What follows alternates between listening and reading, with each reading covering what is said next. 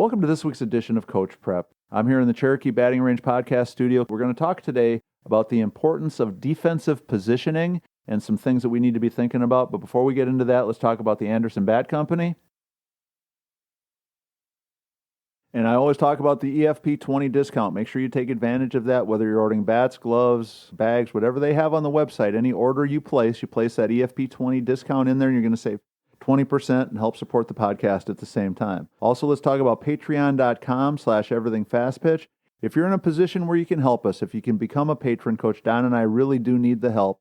2022 was a great year. We got really close to breaking even, but we're not quite there yet. Had a really fun thing last week. Val Alston was a guest on the Everything Fast Pitch podcast. We were able to send a copy of her book to all of our patrons and a little bit of a thank you for their support and their helping with the podcast. We really do appreciate the patrons that have supported us for as long as they have. It's an amazing thing, but we need more of you to come on board. So go to patreon.com/everythingfastpitch if you want to see the podcast to be able to continue and to keep going forever. We want to make sure that Everything Fast Pitch and Coach Prep stay alive.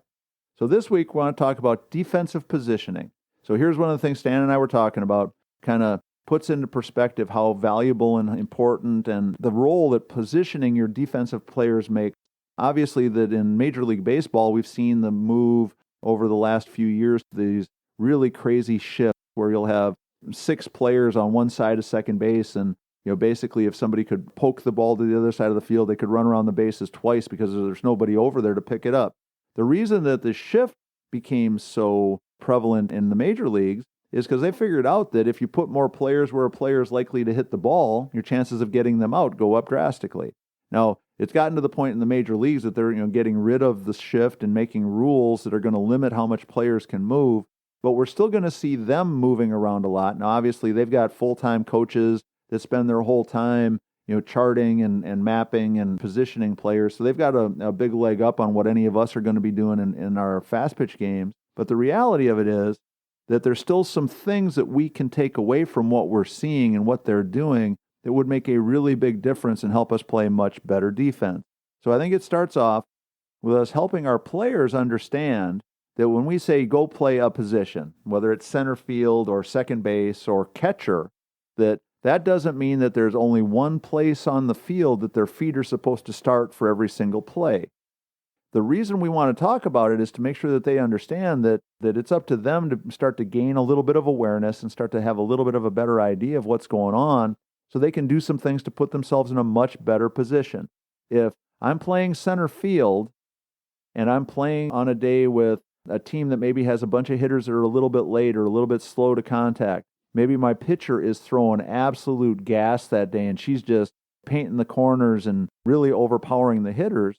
If I'm playing in the exact same position that day as I would play on some other day when our third string pitcher is pitching and she's lollipopping the ball up over the plate, I'm clearly making a mistake from a defensive positioning perspective. And so when we think about it, we have to help all of our players understand that what our team is doing has some impact on how I should be positioning myself. What our team strategy is should have something to do with how I'm positioning myself. And then honestly, something as simple as just what's going on that day, whether it's the wind or the sun or the dampness on the field or whatever it is, that a lot of factors start to weigh into what's the best place for me to position myself to have the best chance to make a play on defense. And so for our center fielders, that might mean that they're starting anywhere from way over in left center field to way over in right center field. And it could vary whether it's a right-handed hitter or a left-handed hitter. It might mean my back's almost on the fence and the entire field is in front of me. It might mean that I'm almost on the dirt and the whole field is almost behind me. And again, the situation could change from hitter to hitter and situation to situation, but we want to start to train our players to have some understanding of how these things should happen so that they're prepared for whatever's going to happen. The other part about it is we as coaches have to, again, be aware of what's going on so we can do some things, make some adjustments, share some information with our players in the heat of the battle to help them understand some adjustments that they can make. We talk about all the time, coaches are great about saying make an adjustment, but we're not always so great about telling the player exactly what that adjustment should look like. So when we talk about defensive adjustments, We need to be working in practice and then working on game day with our center fielder saying, well, okay, our pitcher's throwing gas today. She's overpowering these hitters. That means you can move here for a right-handed hitter, you can move here for a left-handed hitter. And because one of the things that we see all the time, which is so frustrating from a coach's perspective, we're playing in a game and we'll watch our outfielders play really, really deep and watch 6 or 8 or 10 or 12 or 15 balls drop in front of them that all are potentially catchable, maybe all should be out, and we don't catch any of them because we're so worried about that one ball getting hit over our head that we never make an adjustment. Now, some of that can be team strategy. Before I say it's all on the players, we got to make sure that we understand it. If I'm the coach that tells their outfielders over and over and over again, you need to play deep. That ball never gets hit over your head. I don't care what else happens, you never get burned. Well, then the 10 or 12 balls it drops in front, that's on you as much as it is on the players. Now, I would like to think that your players would be aware enough that after the first couple drop in, they sneak in at least a little bit. But so some of that is team strategy. Another strategic thing, that we've talked about in the past, but I want to make sure that we think about it again. We talked in this week's Everything Fast Pitch about how the infield versus the outfield and the differences in the size of the areas that the defense has to cover with the number of people they have to cover it. So in the outfield, we know we've only got 3 outfielders covering a very large area, versus the infield, we have 5 players defending a much smaller area. Well, so we should be developing what our team strategy is, and some of it should be based on the numbers. If we've only got 3 outfielders covering this huge area, where do the vast majority of balls land? Do they land on the foul line or do they land in the middle of the field someplace? When I say the middle of the field, I'm talking from where the right fielder and left fielder would normally stand, from there towards the center of the field, versus from where those 2 players stand to the foul line. And I see this all the time too. And again, some of this is coach strategy, some of it's player fear, some of it's lack of understanding. But how many times do we watch that same team have 5 or 6 or 7 balls fall in the gap because the corner outfielders are so close to the line that the gap between the left fielder and the center fielder, or the center fielder and the right fielder, is so gigantic that you could have the world's greatest sprinter. You could have Usain Bolt out there, and that person still isn't fast enough to cover that ground. And so the strategy is part of it, but making sure that we're playing to the way the numbers tell us the game is really going to be played. And so obviously, the center-ish part of the field is going to have a lot more balls than the foul lines are. But again, we might have a day when our pitcher's not throwing very hard, and my left fielder might need to cheat towards left field, the line a little bit. Well, that same day, then my center fielder probably should be cheating towards left center, and my right fielder should probably be cheating towards right center. So we want to make sure that how we're talking about our strategy to our players does not set us up for this becoming a whole lot more complicated and confusing for them. There's a lot of those different things. When we talk about positioning in the infield, I love talking about second base because second base to me is the most complicated position on the field. If there's a runner at first and a player is likely to bunt, that means I need to be thinking and positioning myself in one place. If there's a runner at first and there's a different hitter at the plate and I'm thinking that she's much more likely to hit away, then I might be positioning myself a little bit different, thinking a double play versus a bunt. If it's a really fast runner and a left-handed hitter, again, it might change my positioning because now I might be taking the throw at second if she steals. And then also understanding that once the play starts to develop, different variables and possibilities that could present themselves are things that I'm already thinking my way through. But where I start on the field can have an awful lot to do with the success that I'm going to have.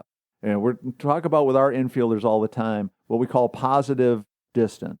And positive distance to me is a concept that's probably worth its own whole podcast. But basically, it's understanding how far away from a base you can be, how far away from a play you can comfortably be, and still feel like you can get there to make the play. So let's say a shortstop covering second base on a steal. Positive distance is the further away a shortstop can get from second base and still feel like she can cover second, but still have more range and more area to cover on the field is positive distance. Negative distance for a shortstop in that situation would be how much more she has to cheat to second base to make sure she can get to second to cover the steal if the runner at first does steal. For the second baseman, positive distance is how much further away she can get from first base potentially. Let's say she might have to cover first for a bunt, but she doesn't know, so how far can she be away from first to still be in a position to field a ball that would be hit to her?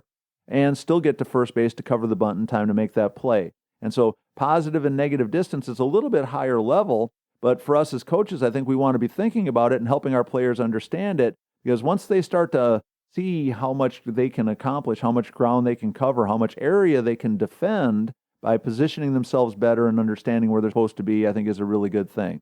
One other position I want us to make sure we talked about, and this is the one that I think falls into this trap more than almost any place else, is catcher.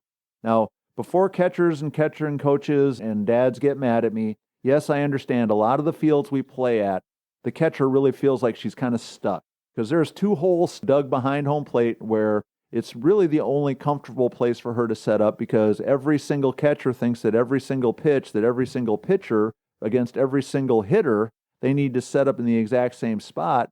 So the holes get dug, and unfortunately, the holes aren't always necessarily dug where that catcher really needs to be set up. And so, one of the things that, from a hitter's perspective, we talk to hitters all the time, that that the batter's box is 7 feet long for a reason. It's 3 feet deep for a reason. We want you to be able to adjust your positioning and move around in the box as a hitter to present yourself with the best opportunity to be successful in that at bat. Well, for the catcher, that means if the hitter's moving, I should be moving too. If the hitter moves up in the batter's box, I should move closer to home plate. If the hitter moves back in the box, I should probably move back a little bit. Again, positioning myself from the catching position is one of those things I think is a lost art. If you can't almost touch the hitter from where you're set up to catch the ball, you're too far away. And so we've talked about that a lot in the past. I think Coach Don and I might do a whole podcast just about catching and catching positioning, piggyback on this one. The moral to the story is that every player on defense should be moving and adjusting and doing something a little bit different. Kind of a little sidebar note. One of the things that people have asked us about in the past is, how do you know when you're going to play a team, if it's a team that you don't have much information about, how you can scout them or things that you can use? Well, one of the things that this discussion lends itself to is that really good teams, really good defensive players are moving around a lot. But when you go to another team's field, if you go to play somebody on their home field, guess what you're going to almost always find in the outfield? Are 3 spots where the grass is dead. And those 3 spots where the grass is dead can pretty much tell your outfielders where they could start off playing on defense, because that's where the other team's outfielders stand every day when that team's hitters are hitting.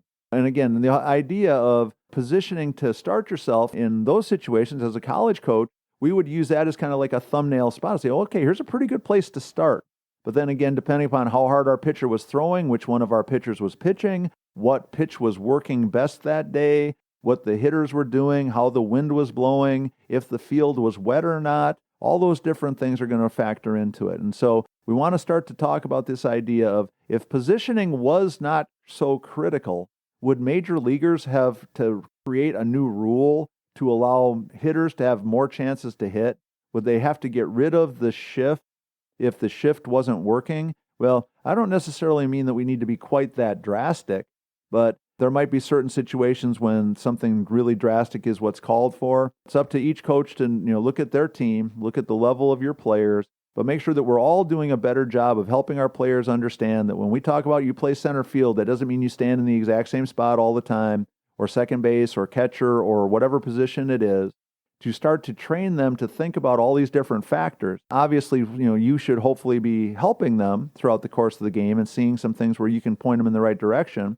But even if you're wrapped up in something else going on, something's got you totally distracted, you're trying to help a hitter, and while that hitter's talking to you in the dugout, the defense has got to position themselves that they know enough to make some of those adjustments for themselves. And again, all those factors that we've talked about are crucial. If our players start to know what they are and understand what it means, they're going to be a lot more comfortable, have a lot more fun, and our teams are going to be a whole lot more successful. So positioning on defense, it's really, really important, but it's something that's a skill. It's like everything else that we talk about. Coaches, we've got to do a really good job of helping our players understand it, coaching them up on it, helping them with it, and then also making sure that they understand that that it's going to change from day to day. And so that one day position X might be the perfect spot to start against a hitter. You might play the exact same team the next day, and that position is totally out of whack now because different pitcher, different day, different pitches working, and all those different factors that could impact what's going to happen on the field. So hopefully that gives you something to think about and something to work on when you're practicing with your team this week. Make sure we support our sponsor, the Anderson Bat Company. If you can, please become a patron. Go to patreon.com/everythingfastpitch. As always, we want your feedback. We want your suggestions. We want your nominations for Player of the Week. So make sure you send those to everythingfastpitch@gmail.com or fastpitchprep@gmail.com. Coach Don and I want to make sure that we're talking about stuff that you're interested in. If you can share those thoughts with us, we would certainly appreciate it, and we'll make sure that we're talking about stuff that you're interested in. So for Coach Don McKinley, our producer Stan Lewis, this is Coach Tory saying thanks for listening. We'll talk to you again next week.